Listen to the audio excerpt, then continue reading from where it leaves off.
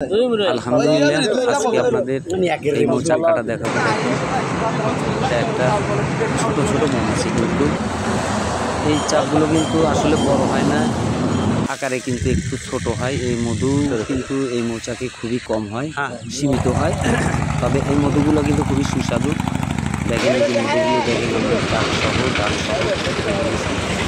দেখেন খুবই সুস্বাদু। ওরকম গ্রেড হবে এই মধুগুলো। আসলে মধুর কালারটাও দেখাবো। দেখেন আসলে মাশাআল্লাহ, দেখেন মধুর কালারটা দেখেন,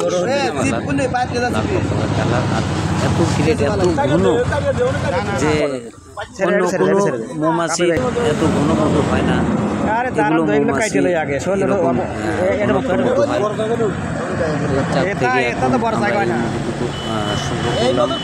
আসলে চাকগুলো দেখতে কিন্তু খুবই সুন্দর দেখা যায়।